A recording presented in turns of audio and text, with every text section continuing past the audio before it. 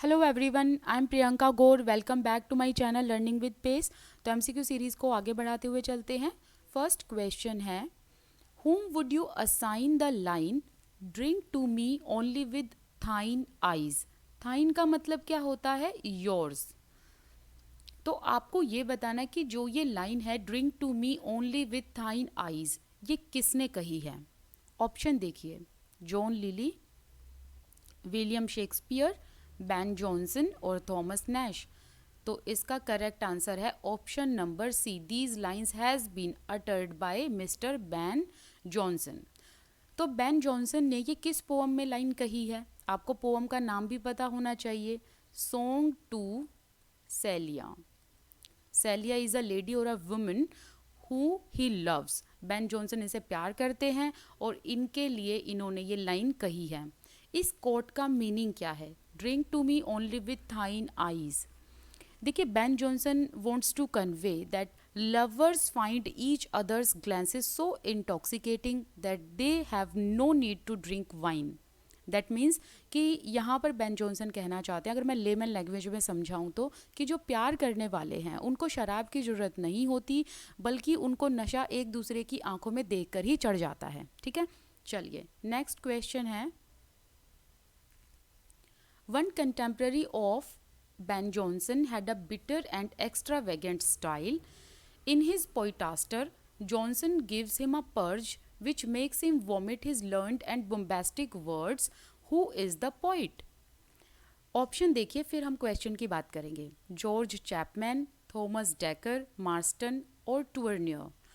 तो आपको ये बताना है कि इन ऑप्शंस में से जो ये ऑथर लिखे हुए हैं, कौन से ऑथर बैन जॉनसन के कंटेम्प्रेरी थे, और इनमें से किस ऑथर का, जो बैन जॉनसन के कंटेम्प्रेरी थे, उनका स्टाइल काफ़ी बिटर एंड एक्स्ट्रावेगेंट था, और बैन जॉनसन ने उस ऑथर पर पोइटास्टर में अटैक भी किया है।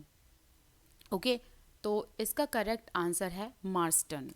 ठीक है, थॉमस मार्स्टन पर पोइटास्टर में अटैक किया है, एंड थॉमस मार्स्टन को जॉनसन ने पोइटास्टर कहा है। पोइटास्टर का मतलब क्या होता है? पोइटास्टर का मतलब होता है a person who rights inferior poetry. A person who rights inferior poetry. तो जॉनसन जो है, इन्होंने पोइटास्टर में बैक एंड फोर्थ अटैक किया है ऑन मार्स्टन। ओके, इसके पीछे कुछ एक छोटी सी हिस्ट्री भी है, वो जान लेते हैं। ठीक है, क्योंकि इसमें हम 4-5 क्वेश्चन, इस क्वेश्चन से हम 4-5 क्वेश्चन एडिशन में कर सकते हैं। देखिए, हुआ ये था कि एक वॉर ऑफ थिएटर शुरू हुआ। वॉर ऑफ थिएटर किसके बीच में शुरू हुआ? बैन जॉनसन एंड इनके राइवल्स कौन कौन थे वो जानिए एक बार। Marston, Dekker, Middleton. ओके, तो एक तरफ थे ये 3 राइटर और एक तरफ थे बैन जॉनसन। बैन जॉनसन की राइवलरी इन तीनों ही राइटर्स से थी, और इसीलिए इन तीनों ने एक दूसरे पर अटैक भी किया। तो यहाँ से शुरू होता है वॉर ऑफ द थिएटर। तो बैन जॉनसन ने एक वर्क लिखा था, मैं एक बार इसका कलर चेंज कर देती हूँ, एक सेकेंड रुकिए। बैन जॉनसन ने एक वर्क लिखा, सिंथियाज रेवल्स। ओके, ये वर्क किसका है? बैन जॉनसन का। तो जब बैन जॉनसन ने ये वर्क लिखा, सिंथियाज रेवल, उस टाइम पर मार्स्टन को ये लगा कि बैन जॉनसन ने ये वर्क में मार्स्टन को सटायर किया है। ओके, मार्स्टन को ये लगा कि बैन जॉनसन ने जो ये वर्क लिखा है सिंथियाज रिवेल, इसमें बैन जॉनसन ने मार्स्टन को अटैक किया है, सटायराइज किया है। तो इसी का रिप्लाई मार्स्टन ने अपने एक वर्क में दिया, वाई यू विल।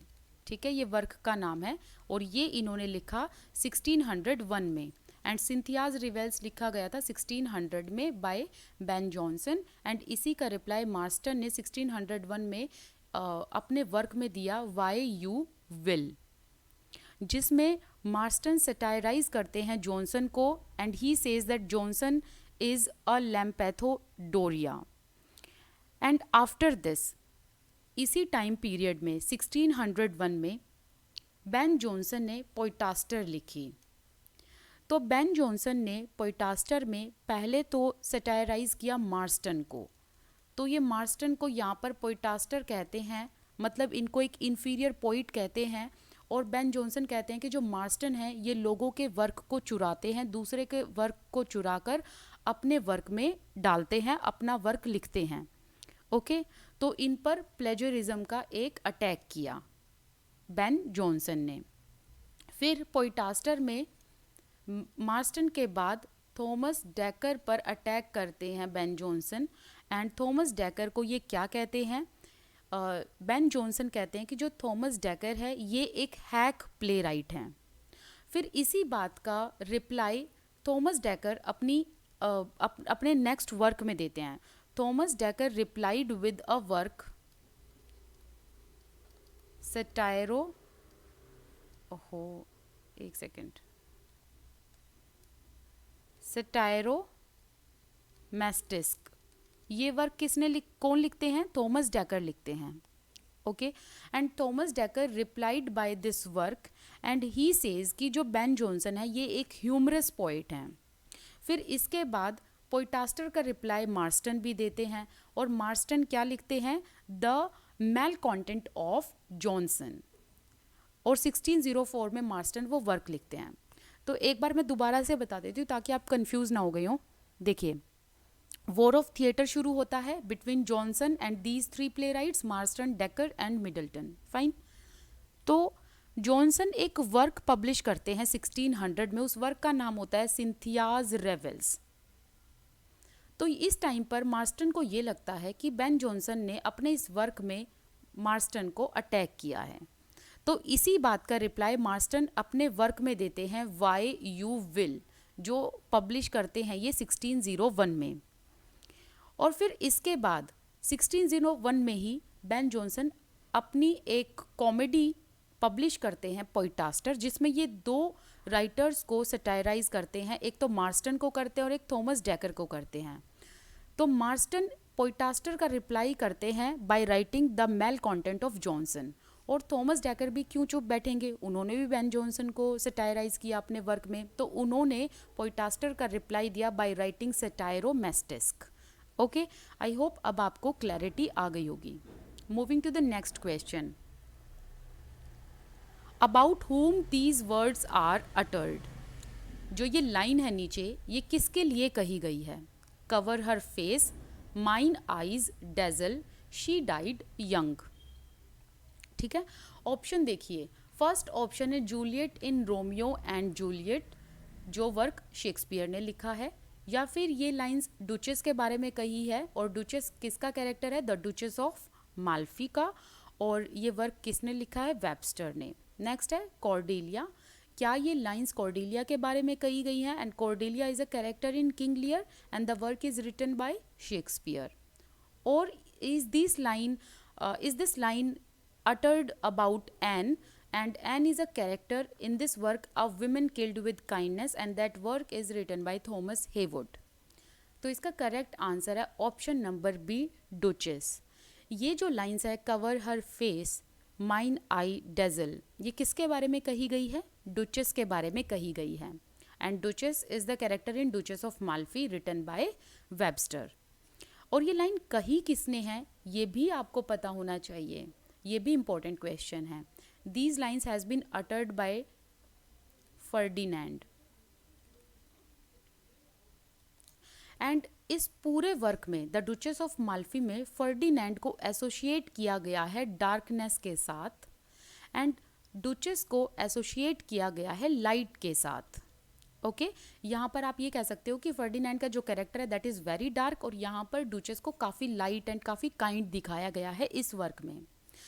तो फर्डिनेंड इस लाइन को तब कहता है जब उनकी सिस्टर डुचेस मर जाती है, and then he says that cover her face, mine eyes dazzle, she died young.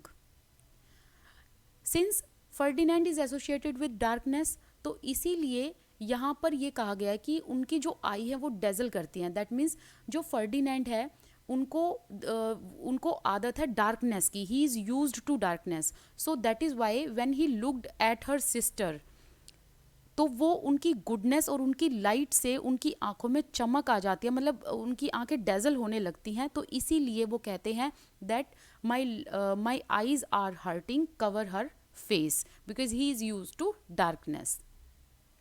Next question है, name the famous pair of writer who gained popularity by their joint venture. Options देखिए, Ben Jonson and George Chapman. Second option is George Chapman and Marston, or Tournier and Webster, and fourth one is Beaumont and Fletcher. इसका correct option है option number C, sorry option number D, Beaumont and Fletcher. Beaumont and Fletcher ने साथ मिलकर collaboration में काफ़ी अच्छे work लिखे हैं. जैसे कि अगर हम इनकी ट्रेजिडी की बात करें तो इनके ट्रेजिडी में जो फेमस वर्क हैं वो कौन से हैं, Cupid's revenge and the second one is the maid's tragedy. फिर अगर हम इनकी ट्रेजी कॉमेडी की बात करें तो इनकी ट्रेजी कॉमेडी में कौन से इंपॉर्टेंट वर्क है जो आपको याद रखने हैं, Philaster and the second one is a king no king. फिर अगर हम इन दोनों के कोलैबोरेटेड कॉमेडी की बात करें तो आपको कौन से वर्क ध्यान में रखने हैं, the women hater, the scornful lady, the noble gentleman. तो जो मैंने अभी आपको वर्क बताए वो आप साथ साथ लिख लेना और इनके जोनराज के आगे लिख लेना. और ये तीन जो भी वर्क मैंने बताए और तीनों जोनरा में इन्होंने जॉइंट वेंचर मतलब एक साथ काम किया है कोलैबोरेशन में. नेक्स्ट है, farewell Othello's occupation is gone. ये जो लाइन है इसका क्या सिग्निफिकेशन है. There were no dramatist left after Ben Jonson. The dramatists were taking other occupations. The British Parliament closed the theatre as Puritans came to power, or people preferred poetry. Option number C is correct. In 1642, theatres were closed, and this is the line that has been uttered.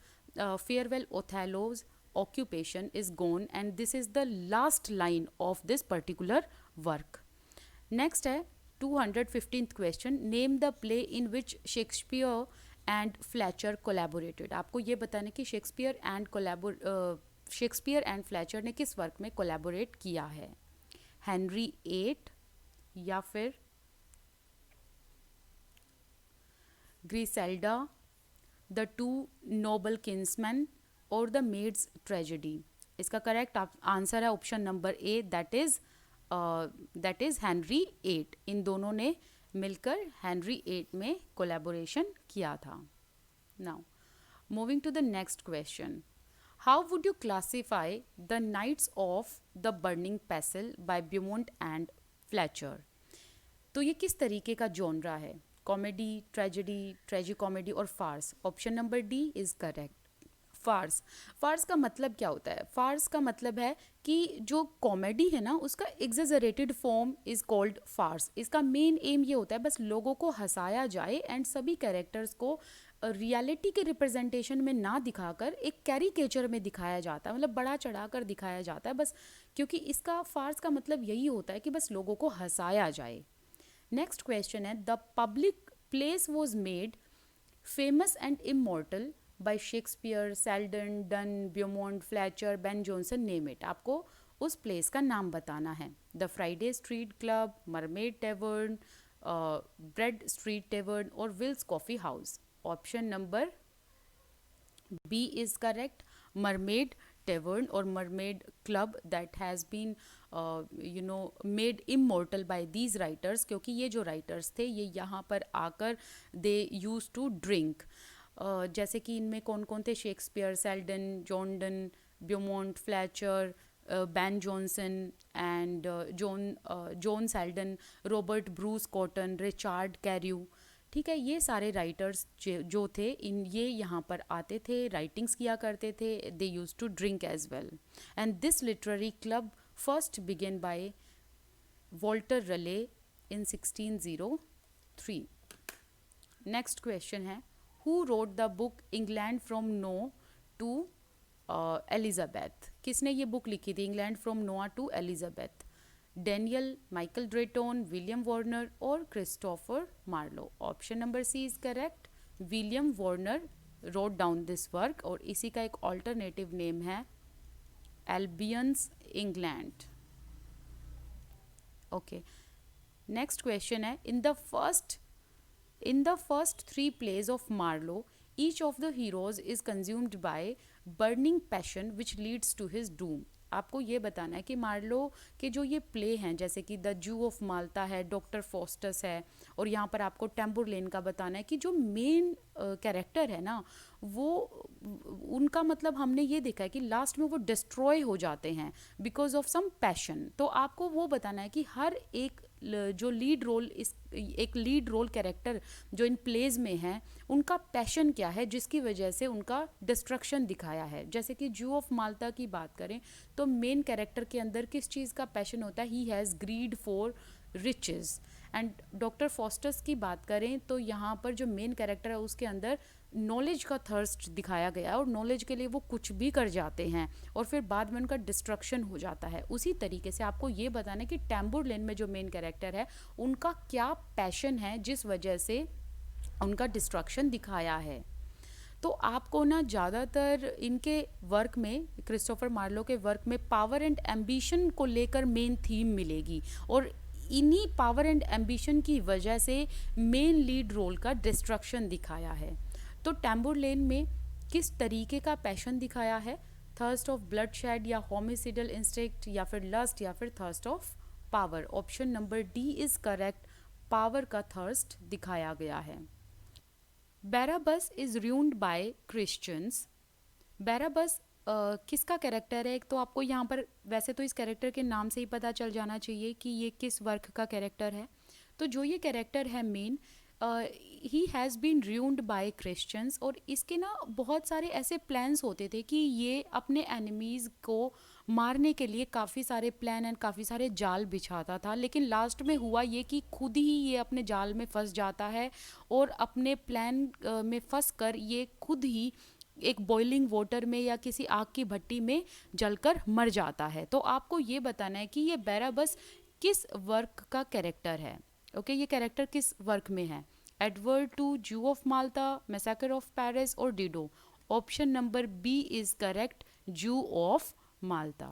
ठीक है, तो यहाँ पर आज का जो ये topic है यहीं पर हम कंप्लीट करते हैं. फिर नेक्स्ट वीडियोस में हम अलग इंपॉर्टेंट क्वेश्चंस के बारे में बात करेंगे. आप मेरे साथ टेलीग्राम ग्रुप पर जुड़ना बिल्कुल मत भूलना, मुझे इंस्टाग्राम अकाउंट पर फॉलो करना बिल्कुल मत भूलना. इन दोनों के लिंक डिस्क्रिप्शन बॉक्स में मिल जाएंगे, और यहाँ पर यूज़र नेम भी लिखे हुए हैं. ठीक है, this side Priyanka Gaur. I wish you all the best. Keep learning and please take a moment to subscribe my channel and share this video. Thank you so much.